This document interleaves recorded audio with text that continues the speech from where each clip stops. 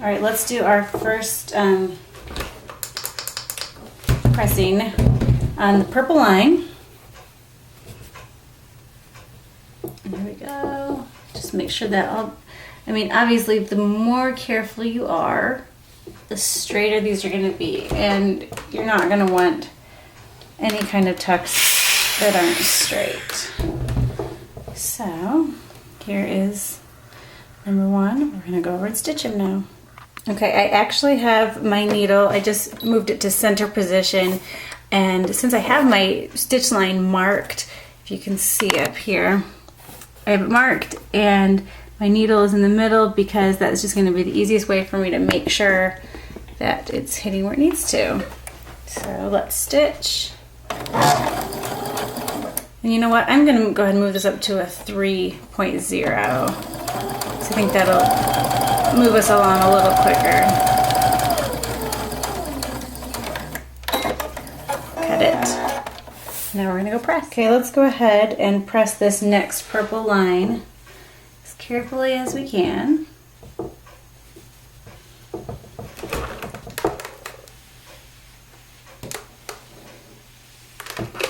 And if you want to get fancy, which I shouldn't be telling you to get fancy if we're learning, but let's go ahead and press the other one too.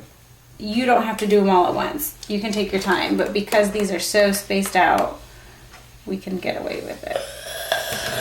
Okay, all pressed. Got 2 folds here that are ready to be stitched. And let's stitch them.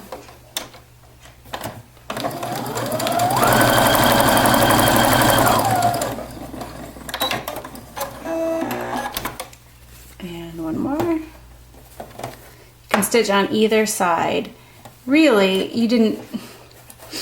I was saying earlier that you don't necessarily have to make the blue stitch lines. It's a good idea to do it, even just to practice stitching your straight lines. But it's not necessary to put both of them. So if you just want to mark one on either side of the purple fold, that's okay, because obviously we don't need both blue lines for guides. So now we have our folds and our stitches, and we're going to go press them one more time to make it pretty. And you just want to press these all to one side.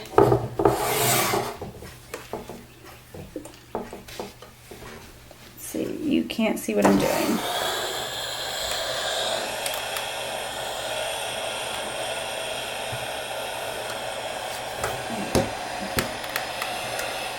And flip it over. And make sure you just expose that seam as much as you can. Okay. And we have our spaced tucks. Aren't they lovely? And they're called spaced tucks because you can see each one. These ones happen to be evenly spaced tucks. The blue line is going to be water soluble, so you can get rid of that by washing it or spraying it. And then the purple line is air soluble. It's already disappearing. And that is a really nice, exact bunch of straight lines and practicing all kinds of things. So, spaced tucks. All right, blind tucks. That would be this guy right here. Now the blind tucks are going to be cool because they're actually going to fold over and theoretically hide the stitching so that you won't be able to see them. Like with the spaced tucks, you can see the stitching on each one. So let's do blind tucks and make it hide. Our first press. And my purple ink is already disappearing, so I better hurry.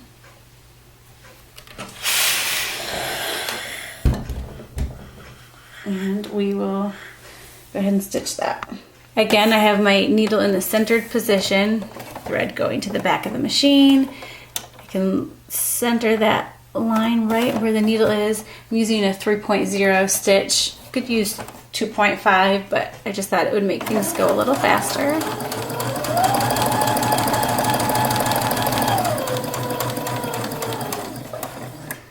Got that. And we're going to go ahead and press another one. All right, pressing the next purple line very carefully. I'm sure that can see where this is headed.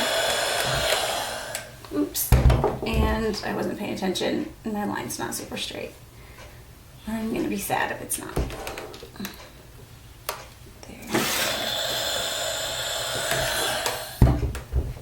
When you're ready to stitch this one, be careful because this fabric can flap into your way. You really ought to probably press in between stitching times. You should also press your last tuck away, but again, I'm kind of speeding, so fold that out of the way, make sure it's not going to get caught in your stitches, and knock that one out.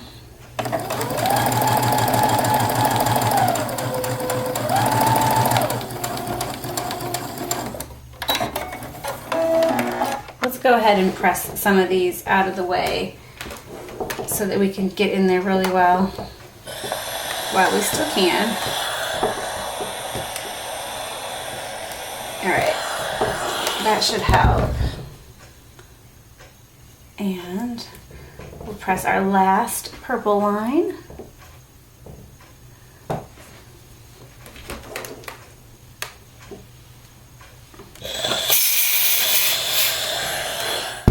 Let's go stitch it. All right, last stitch line for the blind tucks.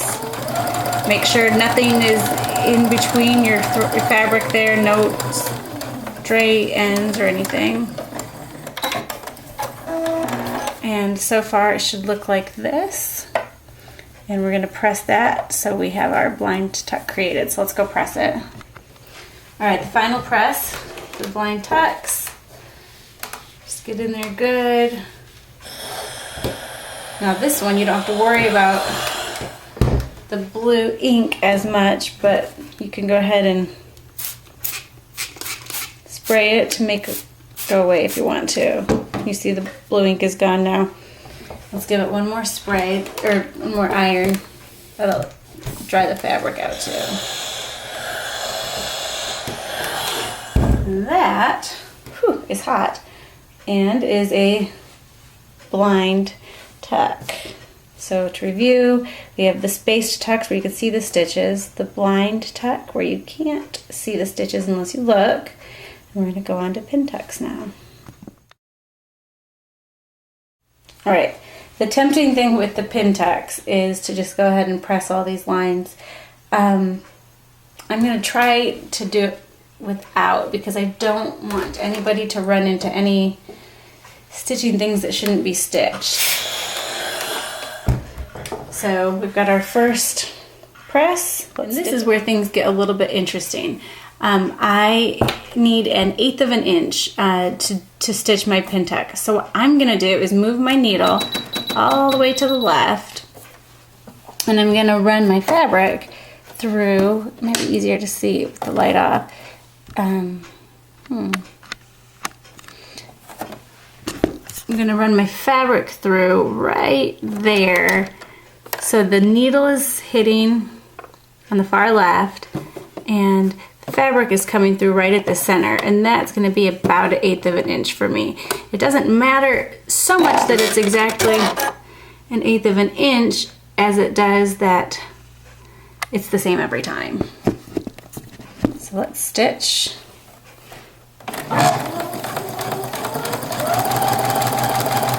This has to be straight, so if you need to, you slow your machine down, run through that way. I am not as patient.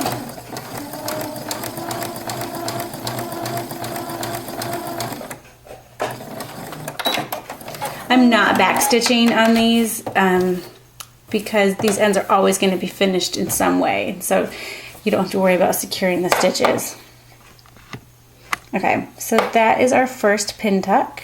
It looks like this, and we're gonna go ahead and do a bunch more. I'm gonna go and do them off camera and then show you the finished product so you don't feel crazy. Okay, I'm on my last stitch. Figured I'd let you in on this.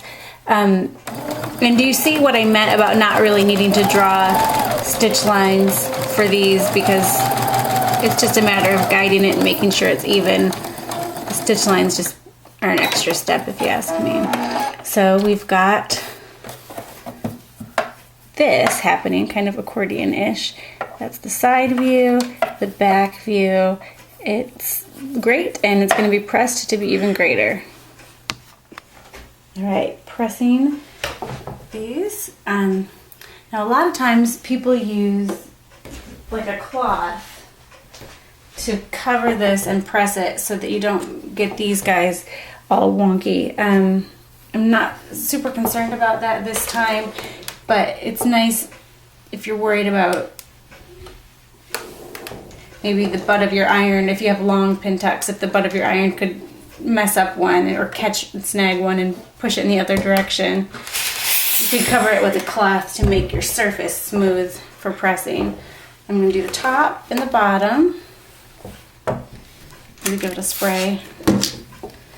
Spraying your fabric, I think, makes it more moldable, but it also keeps it, lets you have the iron on it longer because it keeps it cool. All right, you guys have pin tucks, and they're adorable.